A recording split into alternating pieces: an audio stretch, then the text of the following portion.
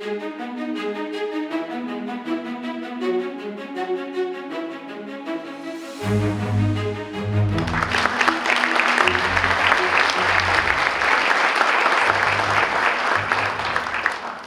everyone for being here today. I want to thank the Chamber of Commerce for having me here once again. Christine and the board, they do a great job every year. Also to our sponsors, CT Consultants, Food for Thought, Mentor Public Library, and of course the Mentor Economic Assistance Corporation. And also I want to recognize and thank my city council, many of whom are here today. Thanks for their support and for all the good work that we do together. Many of the things that you'll see here are done with their cooperation and support. And also I want to give a shout out to Ante Lagorsic and his staff who put together this fantastic video presentation that you'll see here today. And finally, a shout out to my wife Beverly, with whom I will celebrate 25 years of marriage this year.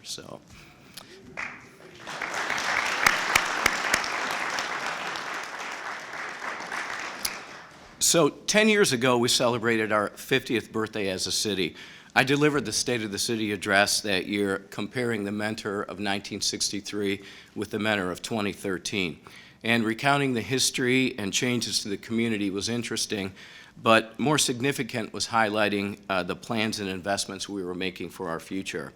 As we turn 60 this December, the message again must be forward-looking, recalling, of course, with satisfaction the many successes, but always thinking ahead to the next decade and what it will take to renew and reinvigorate our city for a vibrant future.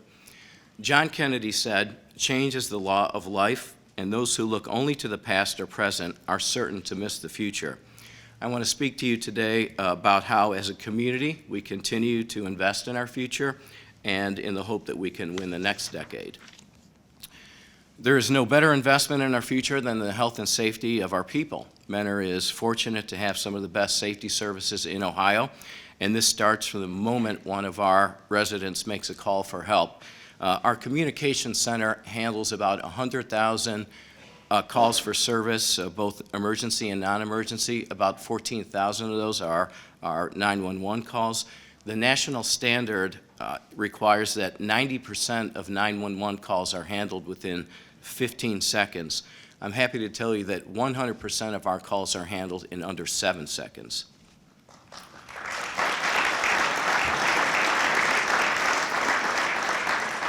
If that emergency call relates to an immediate threat to health or property, the Mentor Fire Department continues to set the standard in Ohio for comprehensive care of our public. Last year, we responded to nearly 9,200 calls for service. That was about a 4% increase and another historic high for us. About 76% of those, or around 7,000, were EMS calls.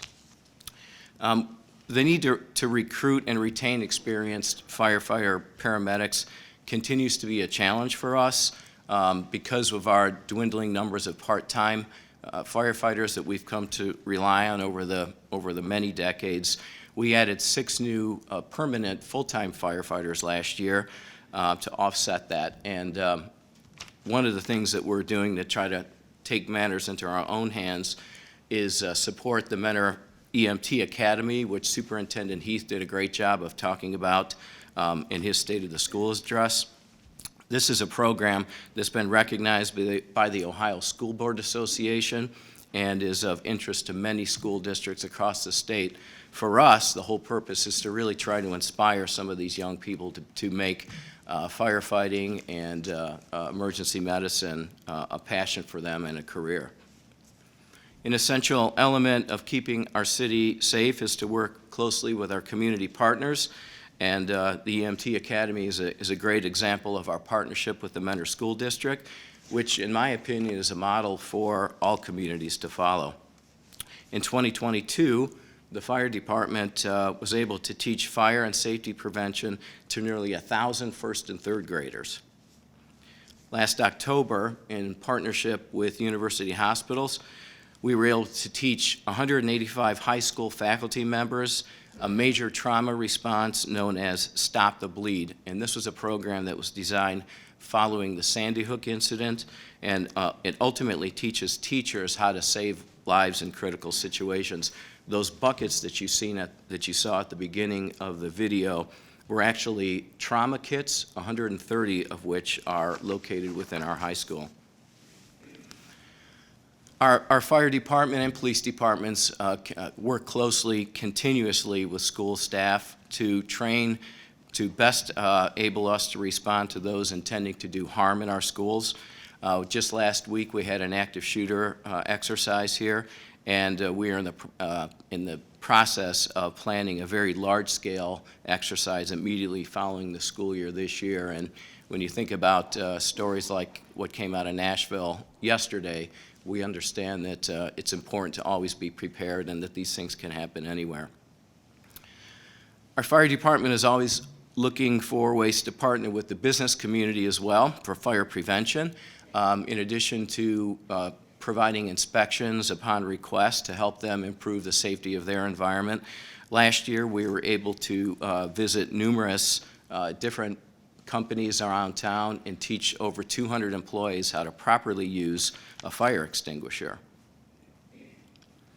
We're also always seeking to interact directly with the public to help them better understand how our public safety efforts are progressing.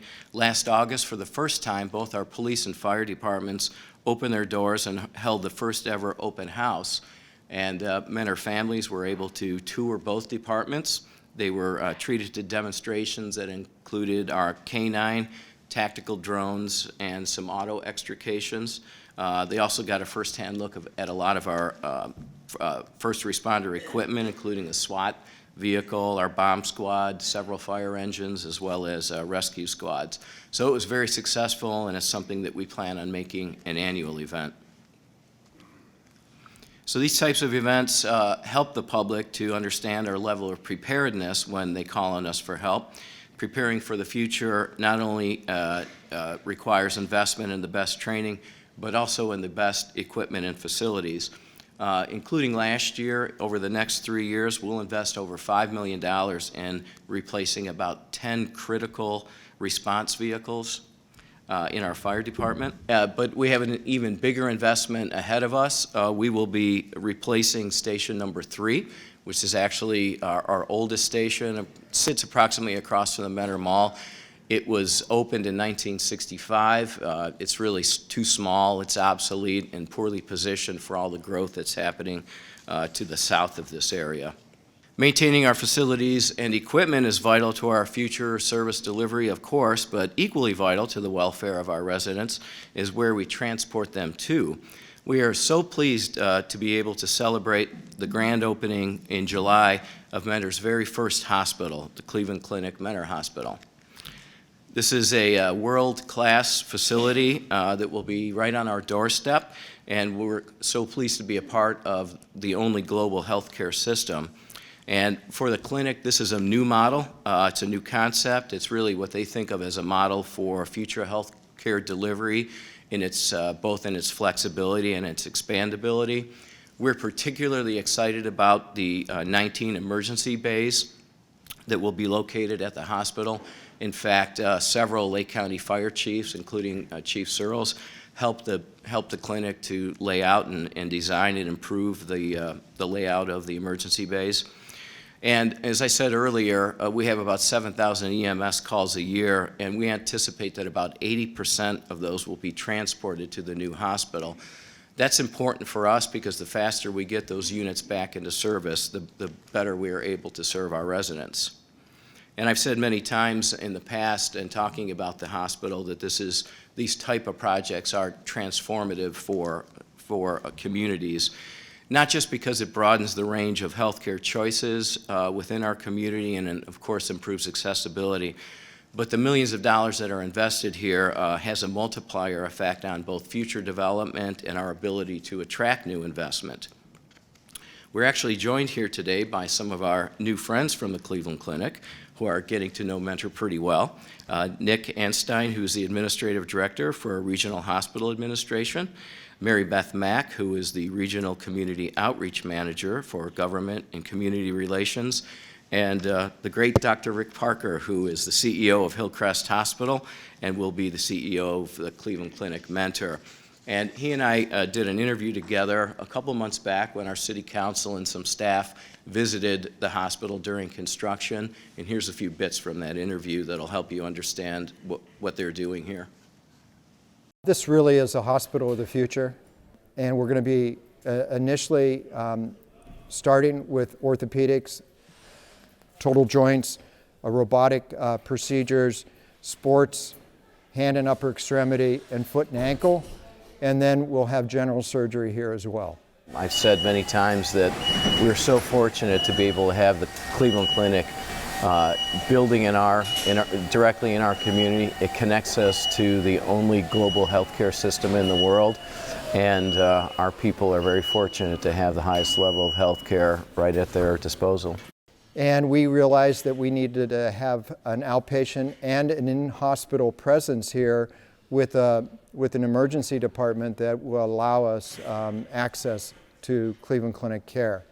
So this is a very innovative hospital. From an engineering point of view, they built it in a very compact, modular way, which will allow us to be very versatile. So just like the doctors and nurses in a hospital system, it is people who make the greatest difference in delivering the highest quality of care. And a caring attitude is something that is embedded within our first responders and part of a culture that is constantly promoted by Fire Chief Bob Searles and Police Chief Ken Gunch. This mindset is not limited to just their on-duty time, as this next video will show you. Imagine being injured and isolated miles from help on a mountain in Alaska. Well, that was reality for one Tennessee woman until a couple of Northeast Ohio firefighters on a backpacking trip walked by. We decided to hike on Flat Top Mountain.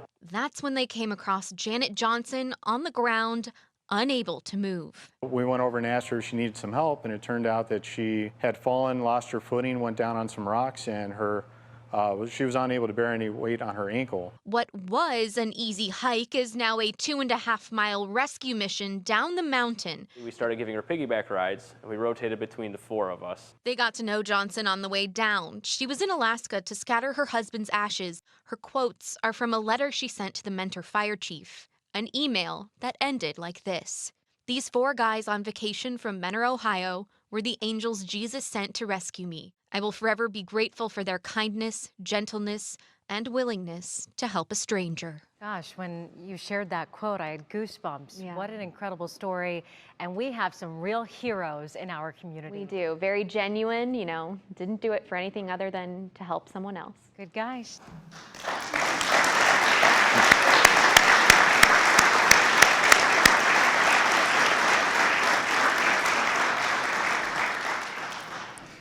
These are the kind of interactions that impact people's lives, and it's a reminder to our first responders that any routine day to them could be a life-changing day to those that we serve. At a council meeting just a few weeks ago, an unexpected resident addressed City Council to tell her story. January 20th of 2020, I fell at work in the parking lot. It was about 5:45 a.m., very dark, very cold. Had it not been for a Mentor police officer that saw me fall and was right there to help me, which he almost fell because the parking lot was so icy, but had he not been there that morning, I don't know if I would be here today. I mean, someone would have ran me over. It was dark. So I am forever grateful. He had to go inside. I couldn't move. I broke my shoulder in 2 places. He had to go inside to get help. And before he even came back, there was another police officer. There was an ambulance, a fire engine. But if it wasn't for Marty Torek, I don't know what I would have done. So as far as I'm concerned, the police officers and the paramedics and firemen, so thank you. Thank you for letting me say that. Thank you, Carol. Appreciate it. We're very proud of our fire and police in Mentor, that's for sure.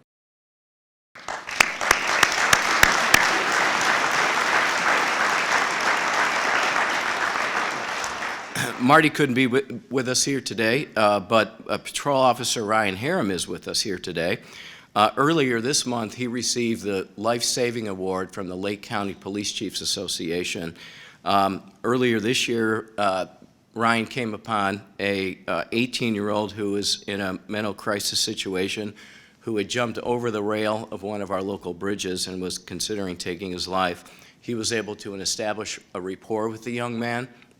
Ultimately, he got close enough where he was able to give him a hug, and he held him there until help arrived. So, Ryan, if you could stand up for a second, give you a hand for probably saving a life that day.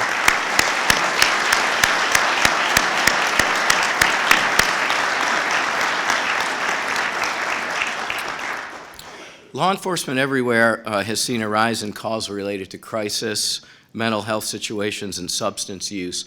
In response, we have teamed up with Crossroads Health and the Lake County Adams Board for ongoing critical incident training for our police officers. And they train in things like de-escalation methods, proper use of force, developing more empathetic responses to those we encounter. And some of that involves virtual training, as you see up there on that image. And a better understanding of these critical situations, better training, and the use of technology can be the difference between getting help for a person in crisis and the kind of outcomes that we all dread seeing too often on national news. And we saw one not too long ago in the city of Memphis, which was not a great police response. Before this next video starts, I'm just going to set this up a little bit. I'm going to show you what I think is a textbook response by our Mentor Police Department. In this situation, there was a suicidal male who was believed to have a gun. And some of the aspects of this interaction that you should be looking for is, this had to be cut down a little bit for the interest of time here, but there was an officer standing by, ready to speak to the man in crisis to help de-escalate the situation. You'll see our officers in well-covered positions to protect themselves. You'll see a single officer giving sympathetic yet unambiguous commands and not a whole cacophony of people yelling at one individual. They're standing by with less lethal force. You'll see some orange on the underside of the barrel of the weapon in this video that you see. It actually shoots bean bags, which stings a lot, but obviously is not life-threatening. The officers instruct them how to surrender himself to keep the officers safe. At one point, the person in crisis failed to abide by a command to lay down, but our officers don't overreact in that situation. In the middle of this video, you also see drone footage, and in this instance, we use the drone to both look inside the car to try to identify if there were any weapons there, and also the drone hovered above and looked at the man who was being commanded and to see if there were any weapons on his person. So when he's actually taken into custody, they secure him without any unnecessary use of force while they're assuring him that help is there for him. At the end of this, you'll also see the drone surveil the grounds and the car once again to make sure that there are no risks to the officers before they secure that vehicle. So go ahead and run that on tape. Hey, James, it's the Mentor Police Department. It's okay. We just want to talk to you, make sure you're okay. Okay? Why don't you step away from the vehicle here? There you go. Close the door. It's all right. We're not here to hurt you, James. We want to make sure you're okay. He's got his hands up. All the way up. He's complying. Walk backwards towards my voice, James. Greco, have him lift his shirt. We need to see under your shirt, James. All the way up. There you nice, go. Nice. There you go. Keep up. Turn your hands up in the air, please. Hands up in the air. Hands up in the air. Hands you can hear it. James. Stop right there. Stop right there, James. James, stop right there. I need you to turn around. Turn around. Put your hands in the air. Turn around. There you go. We won't hurt you. Now get down on the ground. Get down on the ground, James. Get down on the ground, James. It's okay. We don't want to hurt you. I'd have him come a little closer.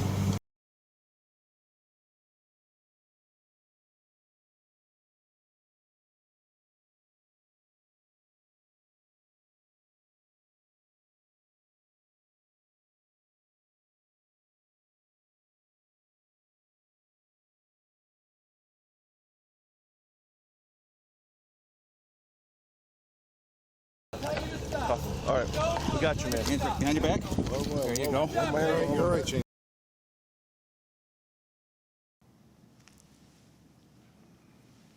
And then that follows the drone kind of looking into the car, and it spans the ground to make sure that there's no weapons or anything else left behind before they secure it. So again, this is how it's done. This is why we train as much as we do.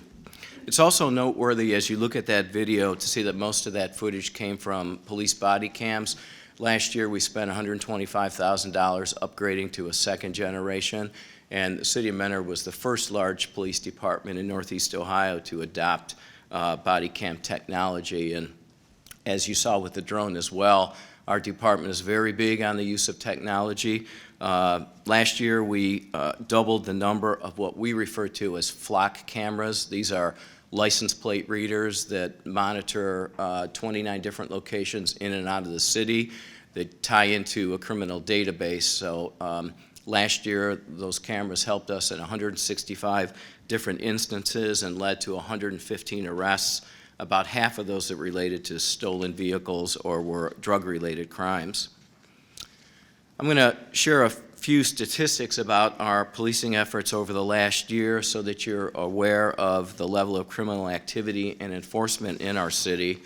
And as you look that over, I think it's encouraging to show you that our crime stats remain incredibly consistent year to year, and that there's very little violent crime in our city. If I were to show you a 10-year period, you would see that it doesn't change significantly over that period of time. And Chief Gunch and his officers get the credit for maintaining our community standards through their aggressive patrolling, their training, and the tenacity that individual officers show when it comes to assisting our residents. A good example of that, and he couldn't be with us today, but Detective Rick Smith this year received our Department Excellence Award in August. A Mentor resident was scammed out of $68,000 online, and during the investigation, Detective Smith learned that another person in Maine was also scammed similarly to the tune of $92,000. So working with the Lake County Prosecutor's Office, the victim's bank, as well as the U.S. Secret Service, they were able to locate a suspect in Atlanta, Georgia, and ultimately that led to 2 arrests and a return of about over $140,000 to those victims. And if any of you have ever been scammed online, you know that it's almost impossible to really expect any kind of recovery. We're also very fortunate to be able to commit our resources to targeted enforcement efforts. Our Porch Pirate program around Christmas time has been a great deterrent for those who would want to steal packages during the holiday season.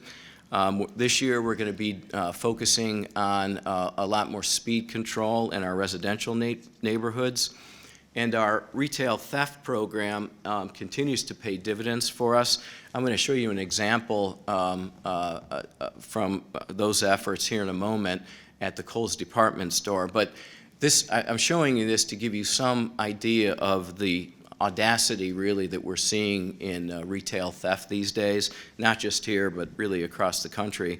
There were 2 people that were arrested as part of this. You'll only see one on the screen, but they walked out from Kohl's with 2 full shopping carts with more than 200 items, a duffel bag stuffed with stolen items worth several $1,000s. And the person that you won't see on the screen was actually another woman who was going about this theft with a toddler in her hands. So go ahead up there. There she is. Hi. Hi. Let's take a walk in the back.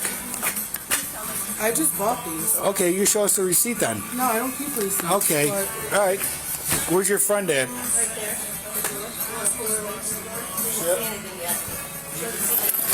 She's fine. All right, here.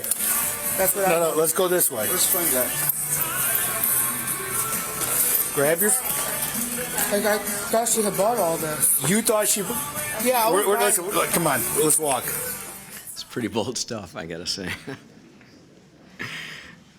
Members of our police department are also active participants in task forces that not only assist on a regional, state, and federal level with criminal investigations, but it also allows our officers to adopt specialized skills that they are able to apply in their policing efforts here in the city.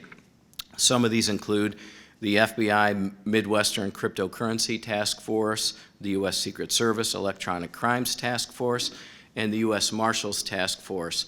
In the latter, assists with locating endangered runaway juveniles. And just in this past year, that task force, with our participation, was able to help locate a missing juvenile from Mentor who was found all the way in Mississippi.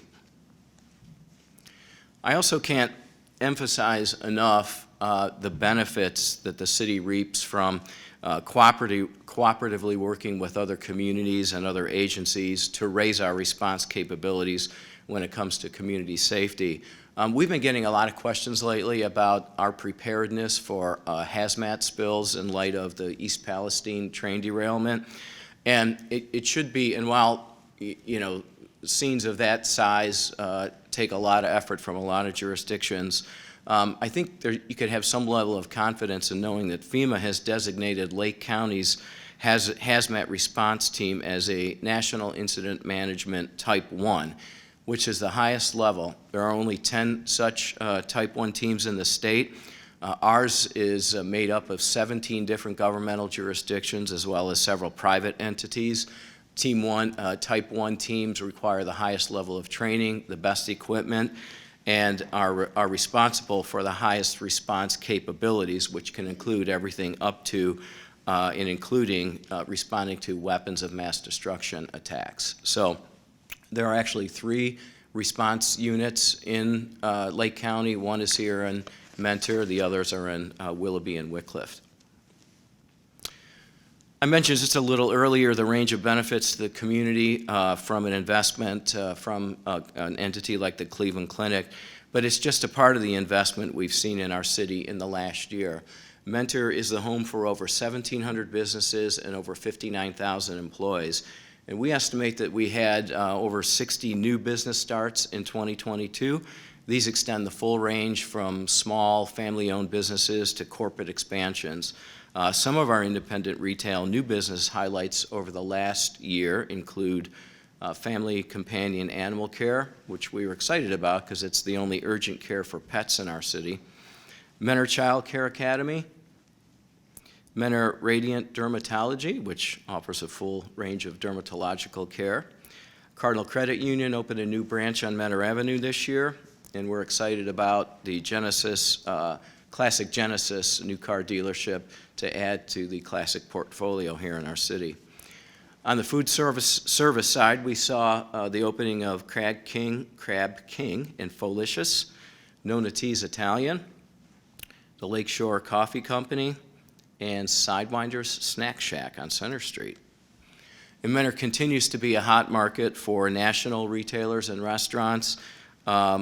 Seems like old news now, but it was last year that Trader Joe's opened, as well as Raising Cane's, Nothing Bundt Cakes, and a new Jiffy Lube.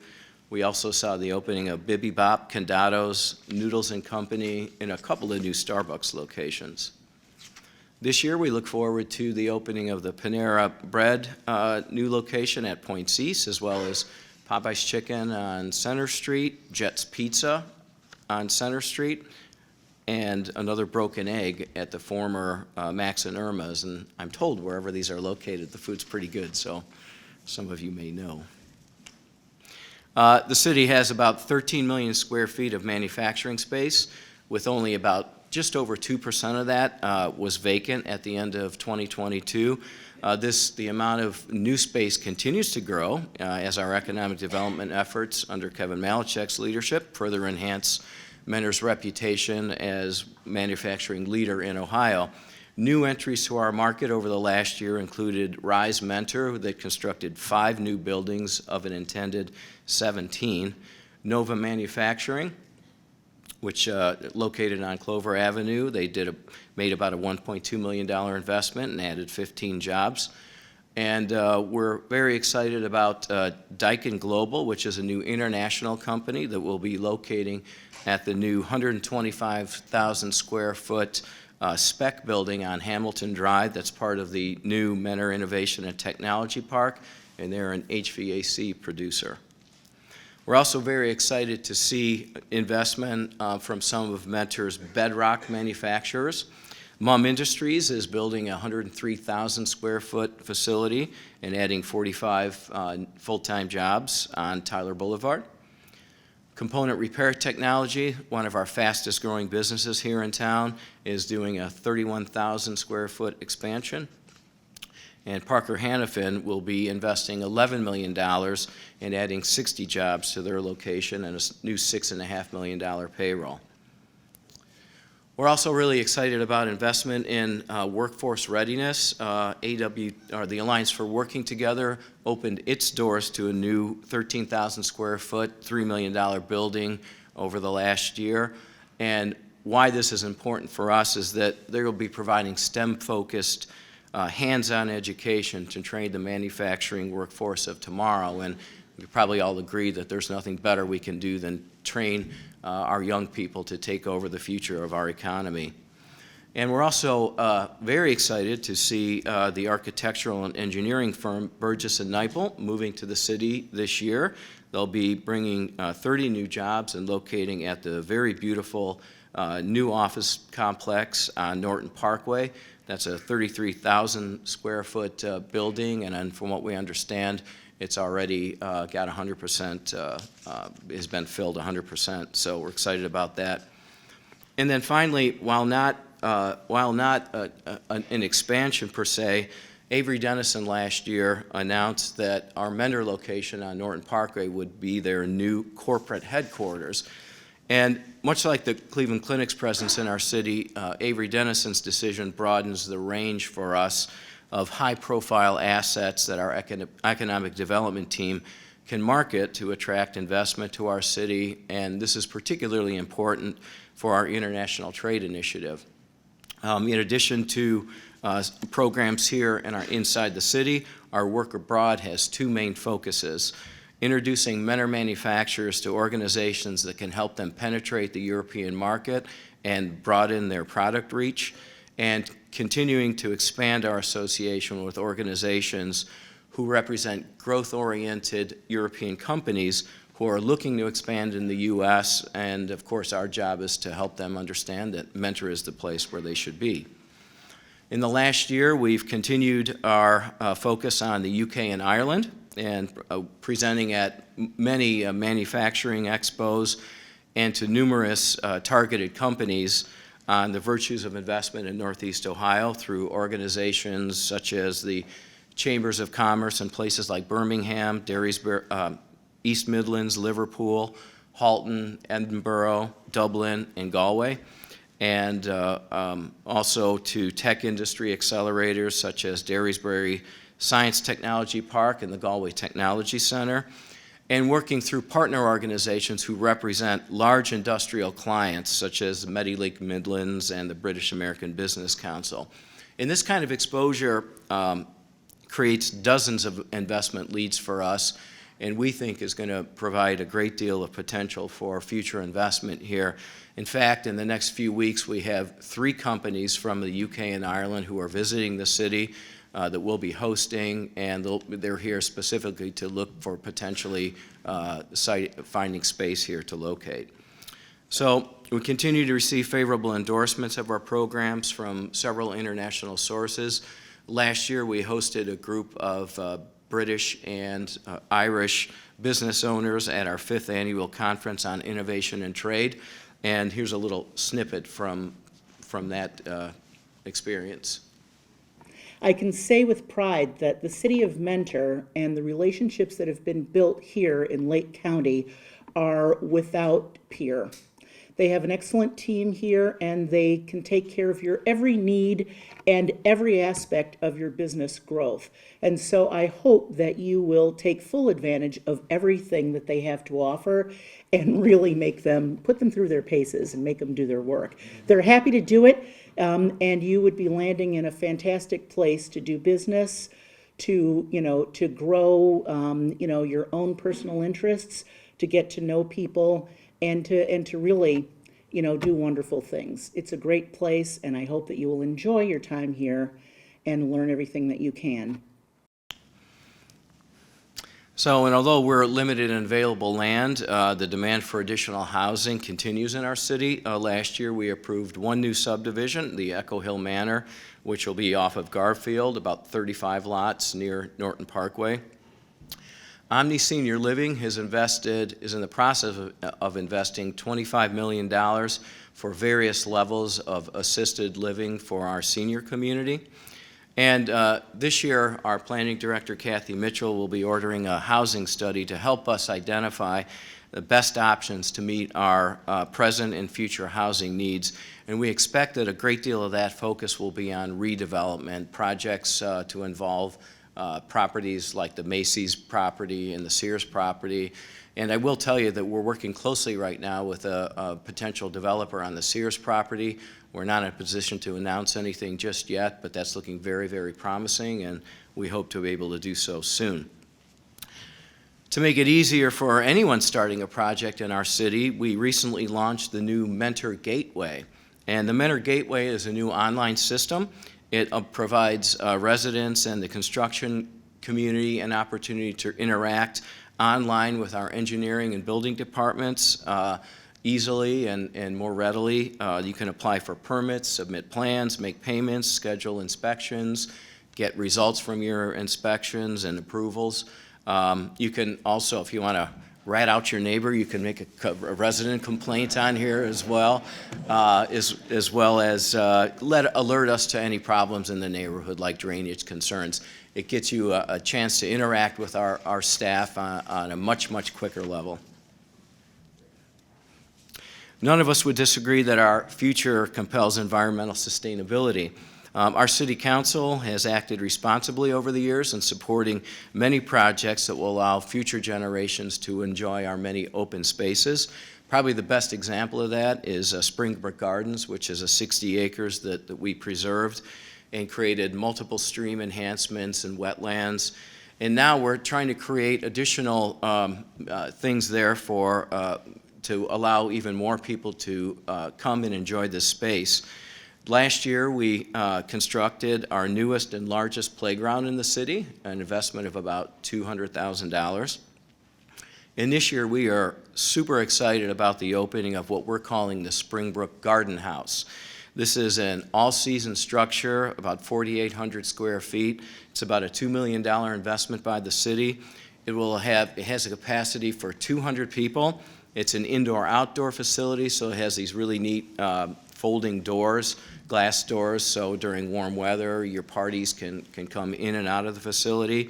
It's got interior and exterior restrooms both, as well as a warming kitchen inside, and that'll be ready for rentals in June of this year.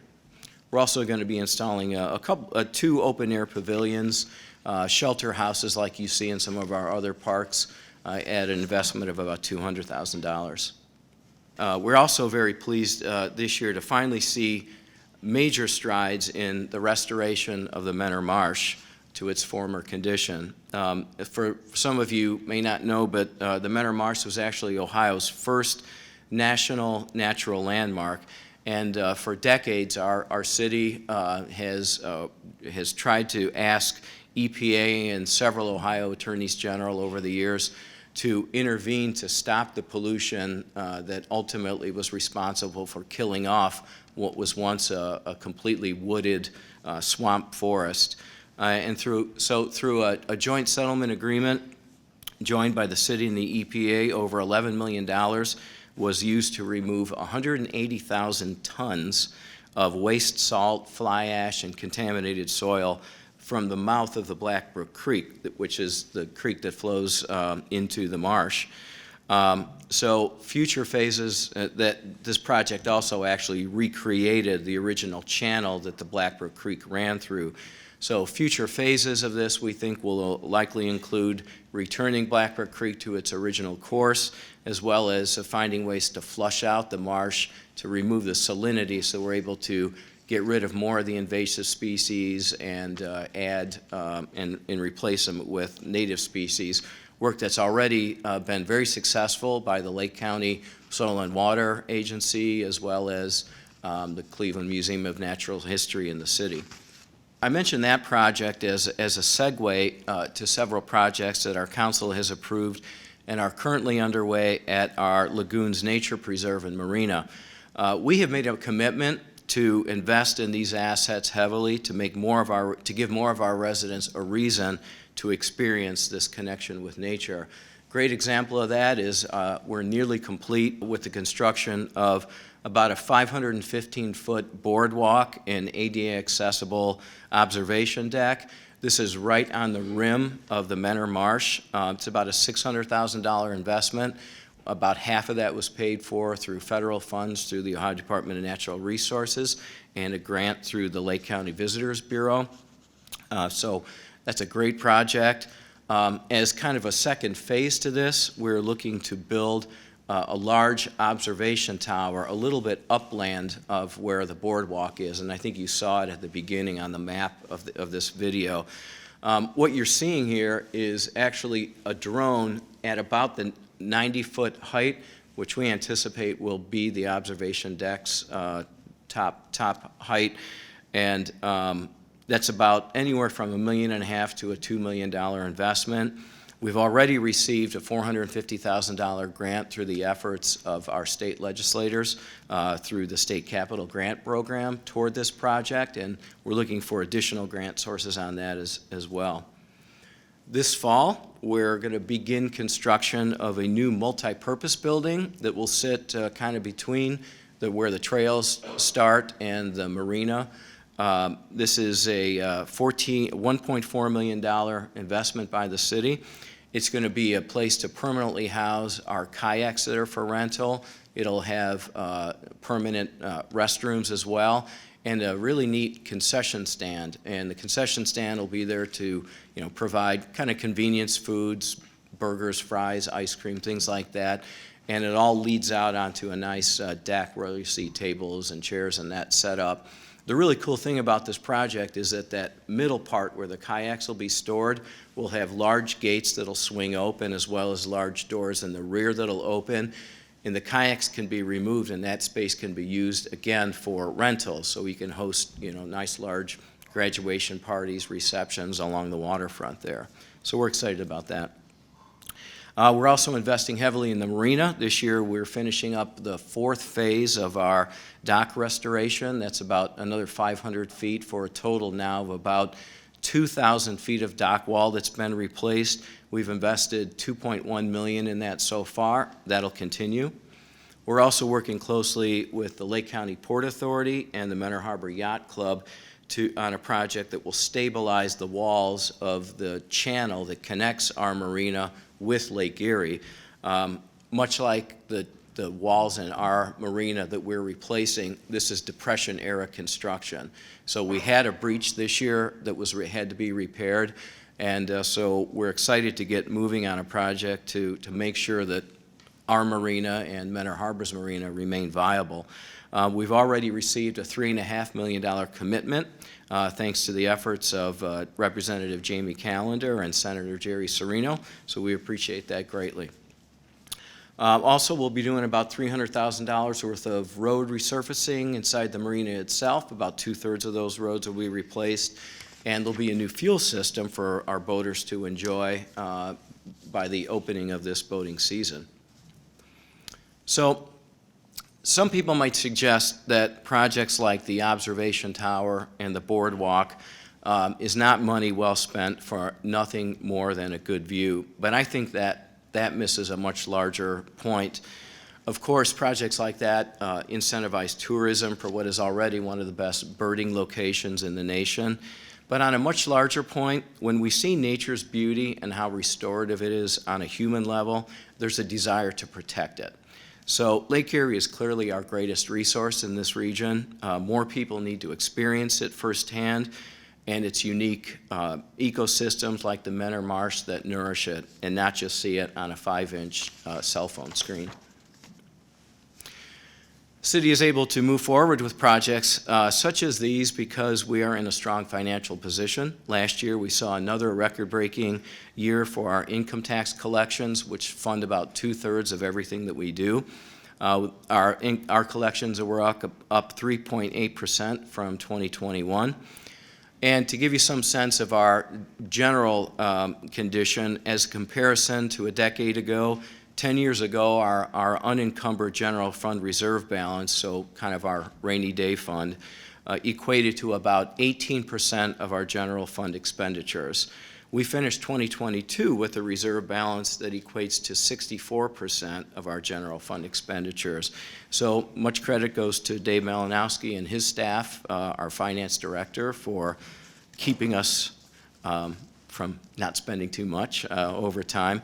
And of course, part of keeping our future secure is to make sure that we have adequate reserves if our economy should ever not perform in a manner that we expect. But we're also using some of that reserve toward infrastructure upgrades, replacing some aging assets, as well as making other desired improvements. Last year in 2022, we did about $9 million in road improvements on about 30 streets throughout the city. We finally finished up our $12 million Headland Street Rehab program, as well as a complete rehab of Market Street, and of course the Hendricks Road bridge deck replacement was a big project for us. But this year, in addition to about $800,000 in storm sewer maintenance, City Engineer Dave Swigger and his staff will be looking to invest about $6 million in about 27 streets.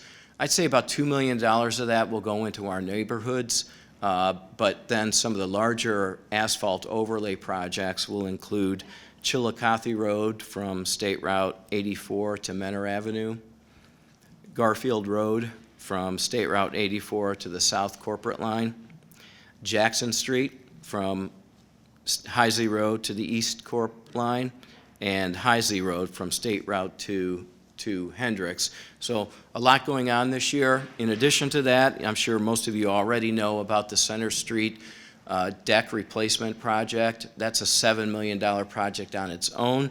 That's an ODOT project. It's already begun. We're hoping to be able to maintain two-way traffic, one lane each way throughout the duration of that project. The project is actually intended to be completed in 2024, but the goal is to have all 4 lanes on that bridge open by the time harsh weather comes to us yet this year. So Matt Schweikert and his staff have done a great job of maintaining our roads and in managing around projects like this, so we appreciate their efforts all year long. But by far the biggest part of our capital program this year is recreation related. Ken Kaminsky, our Parks and Recreation Director, is clearly the busiest man in the administration over the last 2 years. He's shown great leadership along with his staff on keeping multiple projects moving forward. I've already talked to you a little bit about what's happening at the marina and the nature preserve. In addition to that, at our Wildwood Cultural Center, we're going to be demolishing some really unattractive original storage buildings there and replacing that with a new 2,400 square foot Tudor style storage building that will complement the main manor house. And we'll also be investing a couple $100,000 in the manor house this year for more restoration efforts and upgrading it to include some air conditioning in portions of that building this year. We're super excited about the Cemetery Memorial Promenade project. So if you don't know anything about this, this is about a $250,000 project that it is being done for no other reason than to create a more special, solemn experience to honor those who have served our country and those who have given their lives in that service. So this project includes a large laid brick walkway that will connect the existing Civil War monument with the all-branch Vietnam memorial that used to sit on the south end of the cemetery and line up with the historic 1879 structure on that property, which has been refurbished and will be repurposed as a chapel or reflection room. We'll also be reconditioning the base of the Civil War monument. It'll be wrapped in granite. It's been banged up over the years, some cars hitting it and all kinds of things. So it'll be wrapped in new granite. The names that are no longer legible on that will be re-engraved on the granite. and the whole promenade will be lined with lit bollards and some very attractive landscaping, and we plan on celebrating the opening there at our Memorial Day celebration this year. Whole lot of buzz about when the Mentor Recreation Center is going to be opening. So our initial $5.1 million investment there is also has been enhanced by $1.9 million in upgrades to date. So far, I'm happy to tell you that, so that's $7 million investment overall. I'm happy to tell you we will be opening on July 1st. We'll start to take memberships on June 1st. And once open, we'll be having over 300 separate programs offered there, as well as over about 1,500 total activities on an annual basis that'll include everything from basketball, volleyball, tennis, pickleball, aquatics, soccer, racquetball, volleyball, aerobics, yoga, karate, and we even have 2 golf simulators in there. And as well as, obviously, general fitness equipment that is new and state-of-the-art. Also, our recreation department has actually moved to this location permanently from City Hall to be a little bit closer to most of the people that we will be serving. And I'm also happy to tell you, and this, of course, comes with council's consideration down the road, that we're looking at the potential for a phased expansion of that facility already that would likely include upgrades to the exterior and likely some additional aquatic features. We continue to invest in Blackbrook Golf Course as well. This year we'll invest $1.1 million in a new irrigation system. The irrigation system out there is the original from 1952. We're also going to be replacing the really unattractive cart barn in the fall of this year. And then finally, I think everybody gets excited about what's happening at the amphitheater. From a capital perspective, let me tell you that we are really happy to be able to introduce our brand new second generation sound system there. That's a $285,000 investment. It's going to be much higher quality, probably a little bit louder, and just overall going to add to the experience there. I want to also remind people that while everyone gets excited about Mentor Rocks, you know, our commitment to live music it remains very strong. If you haven't done so, I would encourage you to check out our Music at the Manor program at the Wildwood Cultural Center. And also, we're continuing our Tunes at the Lagoons program this year at the Marina. And both of those venues tend to highlight local acts in the area, whereas when we look at Mentor Rocks, we tend to focus more on some of the more prominent national acts. So this year, the Mentor Rocks lineup will include tribute bands, tributes to Prince, Nirvana, Queen tribute. Queen Nation has always been popular for us. The ever-popular Escape Journey tribute band, a Spice Girls tribute band, Sammy Hagar era Van Halen, Johnny Cash tribute, a tribute to Pink, tribute to Sting, and Bob Seger, and Pink Floyd.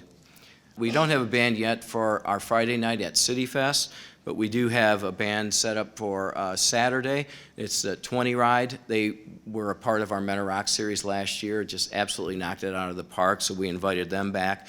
They do about half a show as a Zac Brown tribute, and the rest is kind of popular rock and dance stuff. There are 2 open dates for our Mentor Rock series, and I was really hoping to be able to announce these today, but I can't because we're not quite under contract. We're working right now with 2 national acts, and we're partnering with the Lake County Visitors Bureau on bringing 2 really great bands, national bands, to include into our Mentor Rock series this year. So look for that very soon, and I think you'll be satisfied. So in conclusion, as we enter our 7th decade as a city, I fully endorse President Kennedy's quote telling us to look to the future. However, I prefer a quote by William Jennings Bryan, who said, "Destiny is no matter of chance, it's a matter of choice. It's not a thing to be waited for, It's a thing to be achieved. I believe very strongly that we are not simply waiting to see what the future brings, but instead we are advancing the future we insist upon, so that the strong state of our city we enjoy today remains so for another decade and beyond. So I want to thank you all for your attention here today. If you still have the patience, I'll be happy to answer any questions.